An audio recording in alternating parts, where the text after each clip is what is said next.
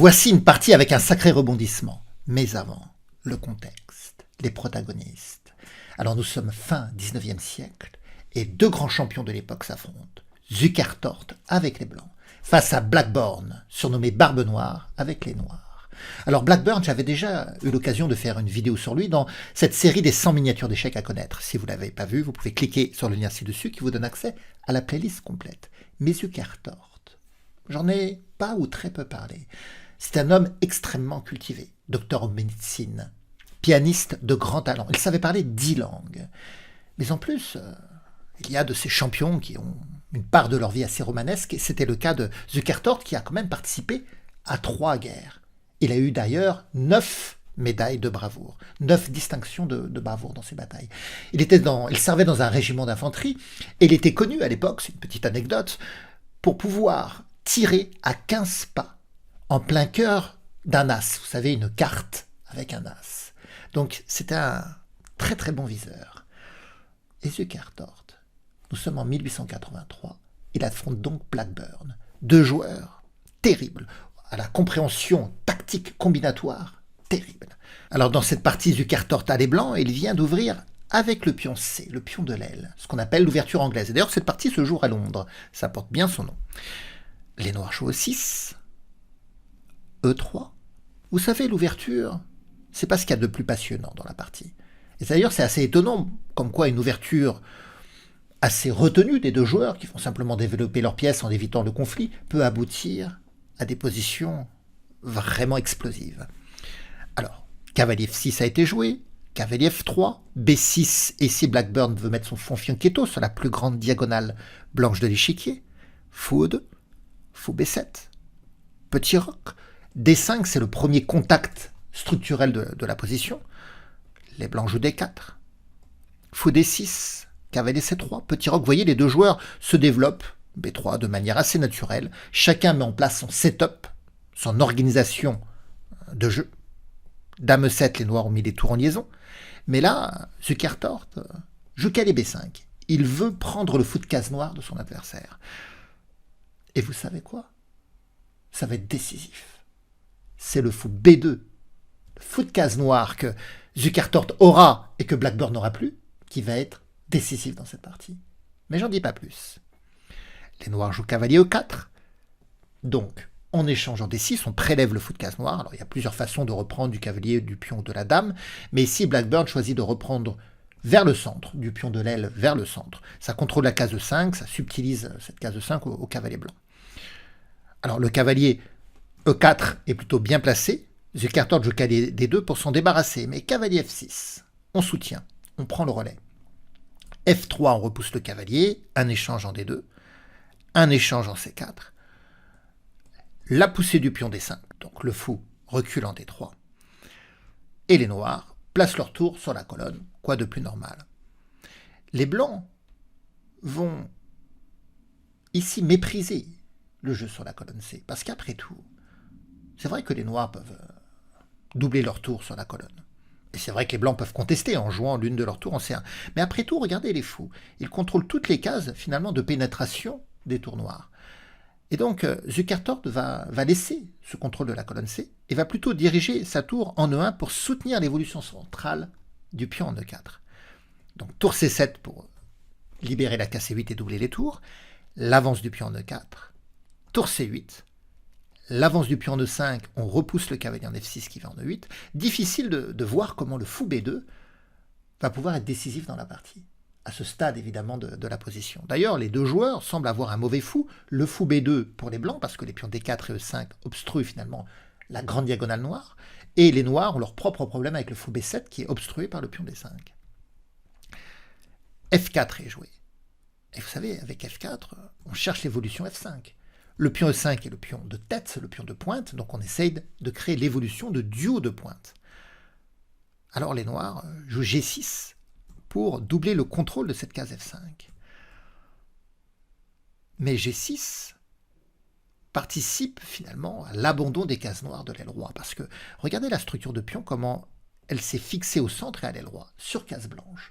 Donc les cases noires sont assez éventées, éventrées. Et ça pourrait être très bien pour le fou B2.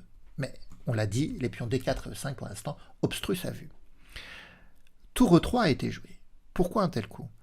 Bien, comme les blancs ont l'avantage d'espace, ils cherchent à faire coulisser leur tour sur la troisième rangée, peut-être sur la colonne H, peut-être sur la colonne G, voilà. Soit en se mettant vis-à-vis du roi, soit en essayant de presser H7 pour attendre que la dame puisse venir aider à l'attaque. On peut même envisager une poussée du pion G4, puis la tour qui se met en G3, puis une poussée du pion F5. Et ainsi, si les noirs prennent, on est capable de reprendre du pion, et le pion G6 sera toujours cloué parce que la tour sera face au roi. Donc c'est peut-être comme ça que les blancs vont chercher leur évolution et vont chercher à faire craquer la couverture de pion royal. Alors les noirs prennent les devants et jouent F5. Mais finalement, il va y avoir la prise en passant. Vous savez, quand un pion avance de 2 cases, si vous avez un pion capable de prendre sur la case de milieu, vous pouvez le faire. C'est ce qu'on appelle la prise en passant. Et là, il aurait fallu que la dame reprenne pour se retirer du vis-à-vis avec la tour. Mais c'est le cavalier qui a pris. Et donc, la dame noire est restée sous le vis-à-vis de la tour. C'est étonnant qu'un joueur de la force de Blackburn ne se rende pas compte de ce danger tactique. Bon, il avait quelque chose d'autre dans la tête. On va le voir un peu plus tard. F5 est joué. Donc le pion E est cloué, il ne peut pas prendre à cause du vis-à-vis. Et si le pion G prend, eh bien, le fou pourra reprendre. Et toujours le même problème, le pion E est cloué, il ne pourra pas reprendre. Mais quelle était l'idée de Blackburn? Eh bien, finalement, il voulait obstruer le jeu sur la colonne E en jouant cavalier E4. En se disant qu'après fou prend, pion prend, le fou protégerait le pion E4. Et surtout, l'absence du fou D3 fait que cette fois-ci, le doublement des tours sur la colonne C pourrait servir à quelque chose avec l'entrée en C2 qui attaquerait la dame et le fou, qui ferait fourchette. En fait, ce que cherche Blackburn, c'est à casser la paire de fous, à retirer le fou de case blanche pour avoir cette case de pénétration en C2. Fou prend, pion prend. Mais Zukertort va laisser la pénétration en C2. Et il prend en G6 ici. Alors, tour C2 arrive. Les blancs prennent en H7 sur échec, ça ne mange pas de pain, autant faire échec, autant prendre ce pion. Le roi va en H8, et là, que va jouer Zukertort? C'est le début d'une phase de réflexion. Je vais vous inviter à réfléchir sur plusieurs coups, pour voir si vous allez trouver une part de génie de Zukertort. Alors vous pouvez mettre la vidéo sur pause, si vous en avez besoin. À tout de suite.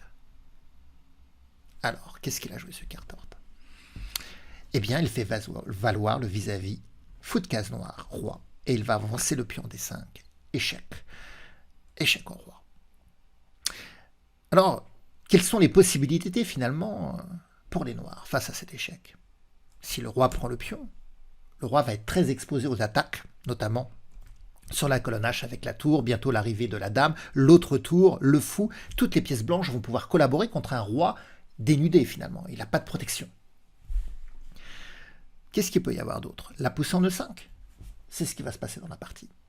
Si les noirs prennent le fou qui faisait échec au roi, eh ben, la dame reprend sur échec bien sûr. Si la dame vient en G7, les blancs pourraient échanger, faire dame prend, roi prend, prendre le pion de 6. Les blancs auraient la qualité de plus, c'est-à-dire qu'ils ont 2 tours contre une tour et un fou, et une tour c'est considéré meilleur dans la finale. Et si il y a l'avance du pion de 5, on pourrait prendre en E4, et le pion de 5 va tomber toujours, et le roi noir est toujours dénudé, et toujours l'avantage de la qualité de plus, c'est-à-dire de l'avantage d'une tour sur un fou en fait. Donc, dans la position, cette poussée D5 qui délivre, qui dévoile l'échec sur la grande diagonale noire, eh bien, les noirs ne peuvent pas éliminer le fou, ça va leur coûter trop cher. Donc les noirs jouent E5, ils bloquent. Bon. Et c'est là que Zukertort joue un coup de tonnerre. Un coup que Blackburn n'avait pas senti.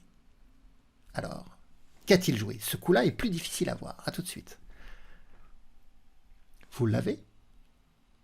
Donc, ce qui isole le roi noir du fou, c'est le pion de 5. Et qui protège le pion de 5? C'est la dame.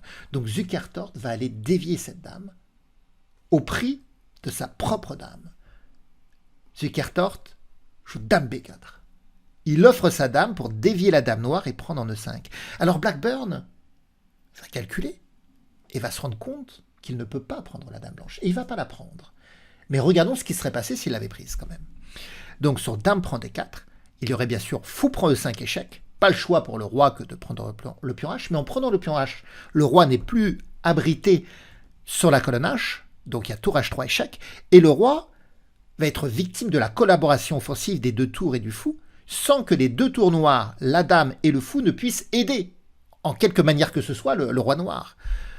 Donc ici déjà, après tour échec, si le roi vient en G8, c'est tour H8 mat, c'est terminé. Le fou protège la tour coince. Donc certainement le roi va venir en G6, mais tour F6 échec. Alors le roi il a que les cases G7 ou G5, mais peu importe finalement parce que c'est tour G3 qui va avoir lieu. Par exemple le roi en H5, tour F5 échec, le roi vient en H6, s'il venait en H4 il y avait fou F6 et c'était mat, et s'il vient en H6 on peut faire fou F4 échec pour obliger le roi à aller en H7 et se décoller de la case H5, ce qui va permettre à la tour d'arriver et de créer le mat. C'est-à-dire que la collaboration offensive des deux tours soutenue par le fou, sans possibilité de renfort de défenseur, mais mat au roi noir. Donc, dame B4 est jouée. Pour dévier la dame noire, prendre le pion en E5, attaquer le roi et livrer le roi à la vindicte du fou et de la paire de tours. Alors les noirs prennent pas. Blackburn a calculé et a interposé sa tour en C5. Et là, il se lève. Il fait quelques pas dans la salle, plutôt satisfait d'avoir désamorcé la menace de Zukertort. Et d'un seul coup, il se rend compte. Il se rend compte. Il a vu, il comprend, parce que les grands joueurs ont cette faculté de voir les positions, même quand ils sont en train de marcher, de se détendre un petit peu, etc. Ces grands joueurs ont la faculté de voir les positions de leur tête. Et là, il a vu. Il voit le coup qui lui a échappé. Et au même moment où il se rend compte de ce coup qui lui a échappé, qui peut lui arriver, il entend Zukertort claquer une pièce. Il entend une pièce se poser lourdement sur l'échiquier. Il entend le bruit de cette pièce, il a compris. Blackburn comprend que Zukertort, lui aussi, a vu le coup gagnant. Blackburn retourne à la table et il constate le coup joué par Zukertort. Tour F8 échec. Tour F8. Une nouvelle déviation, toujours avec cette idée de dévier la dame noire pour prendre en E5. Alors Blackburn ne va pas prendre la tour, il va prendre le pion en H7. Voyons ce qui serait passé s'il prend la tour. Il a calculé bien sûr, mais le problème de prendre la tour, c'est qu'on se retrouve avec fou prend E5 échec. Bon, si la dame se met en G7, on prend la dame sur échec. Et si le roi prend le pion, maintenant la dame prend E4. Et tout à l'heure, le roi était exposé à la collaboration de deux tours et d'un fou. Et là, le roi est exposé à la collaboration de tour, dame et fou. Certes, la dame noire est dans le secteur, mais elle ne pourra rien faire. Par exemple, si le roi vient en H6, on va venir faire H4 échec, roi G6, dame G4 échec. Si le roi vient en F7, il y aura dame E6 mat, la dame protégée par le pion. C'est échec et mat. Et si le roi, je ne sais pas, s'il vient sur la colonne H, de toute façon, il y aura tour H3, et c'est terminé. La dame noire est la seule à pouvoir s'interposer. Déjà, on pourrait prendre la dame sur échec, mais même on pourrait faire dame G7 mat. Le fou soutient la dame, c'est pour ça que le roi ne peut pas la prendre. Et la dame noire ne peut pas prendre la dame blanche à cause de l'attaque sur la colonne H. Donc, tour F8. Après avoir proposé le sacrifice de dame pour dévier la dame noire de la protection du pion de 5, c'est maintenant le sacrifice de tour. Et à chaque fois, Blackburn ne peut pas prendre les pièces blanches. Alors il a pris en H7, mais du coup, dame prend E4 échec, et le roi, c'est terminé pour lui. Roi G7, et là il fait une belle séquence quand même, pour finir. Il va faire fou prend E5 échec, donc il sacrifie sa tour, toujours pour avoir cette collaboration contre le roi et la dame. Et là il trouve le coup final, qui va provoquer l'abandon de Blackburn. Quel est le coup final de Zukertort, d'après vous? Vous pouvez une dernière fois, mettre la vidéo sur pause. À tout de suite. Alors, vous l'avez? C'est magnifique. Fou G7 échec. Finalement, le fou qui a fait tant de dommages sur la grande diagonale noire, qui a attiré tant les regards, il va se sacrifier pour ce coup final. Et ça provoque l'abandon. Alors même qu'il pourrait être pris par la dame et par le roi. Alors, si c'est la dame qui prend, la déviation de la dame en G7 crée d'ailleurs l'obstruction de la case G7, l'ouverture de la colonne E, on peut faire dame E8 mat, et le roi ne peut pas s'échapper en G7. Et si c'est le roi qui prend, évidemment, on prend la dame. Et si le roi s'écarte en G8, on prend la dame. En E8, on prendra même la dame en faisant mat. Il n'y a plus de solution Blackburn abandonne. Alors vous pouvez constater le génie échiquien de Zukertort. Pourtant, l'histoire de Zukertort avec les échecs va mal finir. 3 ans après cette partie, Zukertort va affronter Steinitz pour le premier match officiel de championnat du monde d'échecs. Zukertort prend l'avantage, il mène dans ce match, il a quelques victoires de plus. Mais Steinitz, minutieusement, petit à petit, va grignoter, va rattraper son retard et va finir par l'emporter. Steinitz deviendra le premier champion du monde d'échecs, au détriment de Zukertort, qui va complètement changer, et psychologiquement et physiquement. Ses adversaires d'échecs, ses partenaires du jeu d'échecs, se rendent compte qu'il est totalement affecté, déprimé. Et il va mourir 2 ans après ce championnat du monde d'échecs. J'espère néanmoins que cette partie, cette vidéo aura redonné de la lumière à Zukertort. Vous pouvez découvrir les autres parties de ces 100 miniatures à connaître en cliquant sur le lien ci-dessus qui vous donne accès à la playlist complète.